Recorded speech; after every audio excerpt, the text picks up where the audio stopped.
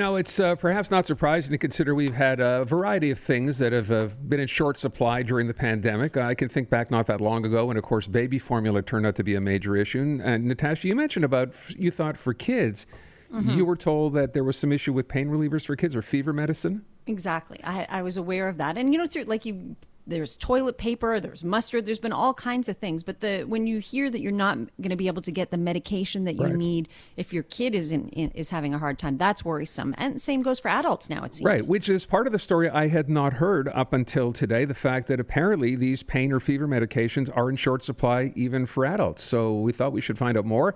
Barry Power is Editor-in-Chief for the Canadian Pharmacists Association and on the line. Mr. Power, thanks for your time today. Good afternoon. Can you, first of all, fill us in right off the top in terms of when we say a shortage of these pain relievers, what are we talking about? How significant a shortage?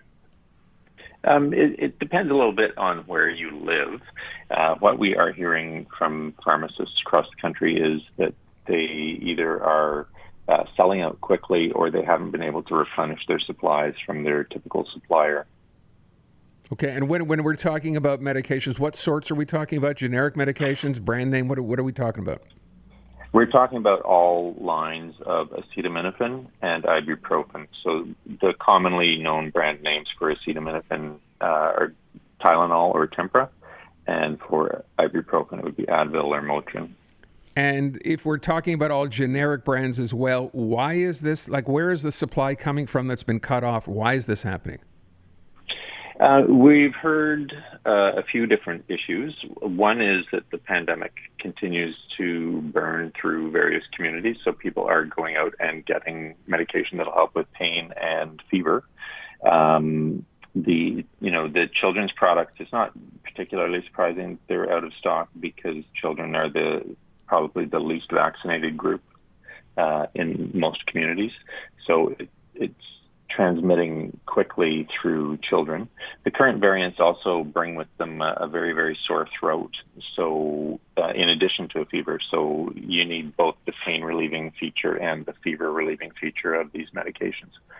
And then the other factor that we're hearing is that there are some supply chain issues with a few manufacturers.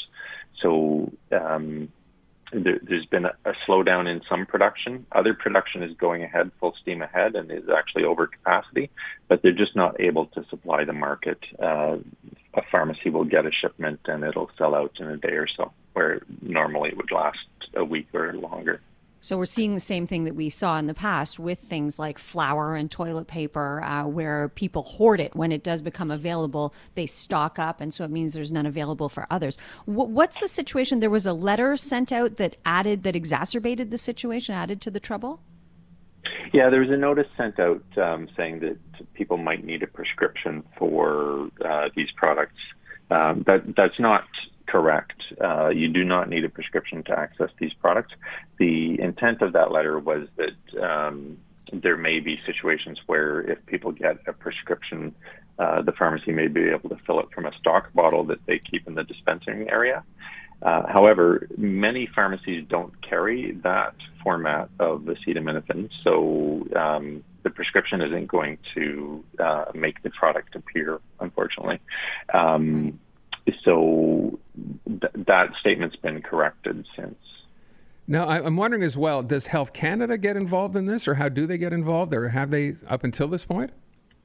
Yeah, Health Canada convened a meeting last week of manufacturers and stakeholders to assess the situation.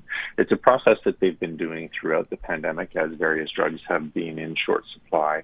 Very early in the pandemic, there was an inhaler that's commonly used by people who have asthma that was in short supply, and so they were able to facilitate some collaboration among manufacturers, but also in that case, they were able to authorize importation of products that were being sold in other countries. So they may be able to do something similar in this situation. It's going to depend what is going on in other markets in terms of the supply of acetaminophen and ibuprofen products. Okay, and speaking of other markets, we know that there's been concern worldwide about polio being back in wastewater. How does the concern about polio right now play into all of this? So polio is a vaccine-preventable disease, and what we know has happened over the pandemic is a lot of children and adults have fallen behind in the routine vaccine updates and shots. So it's really important that parents look at their children's vaccine records and find out if they are late for any shots or if there are any shots coming up that they really need to keep on top of. The reason for that is almost all of the diseases that the vaccines prevent have either a fever or some type of pain associated with them.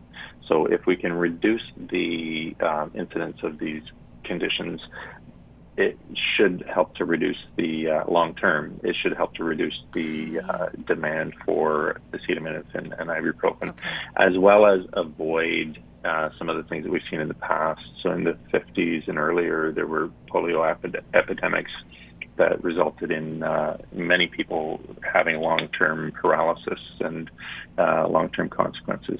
So if we can prevent that, then that is a good thing. Just one last thing. I mentioned off the top about how the average person could mitigate or help mitigate this shortage. What can the average consumer in this case do? I think we're at a point where we have to ask people to be kind again. We've been doing this throughout the pandemic, and if you don't need something, don't buy it. Don't stock up. Leave something behind. If you do need it, take what you need and leave something for somebody else, because somebody will be in a situation where they need something and they can't find it. Okay. Would you like limitations placed? Like I'm thinking again with the toilet paper. Yeah, at are we one point there you yet? could only buy 3 per person or whatever. Would you like to see that for acetaminophen and ibuprofen now?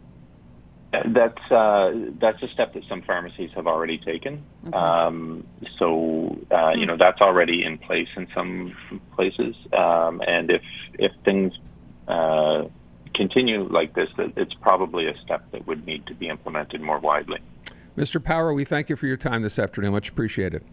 Thank you. Have a good afternoon. Barry Power, Editor-in-Chief for the Canadian Pharmacists Association. You know, that list, I hate to kind of say it this way or frame it like this, that list seems to be growing. I thought those days of anything being in short supply were done, but they're not.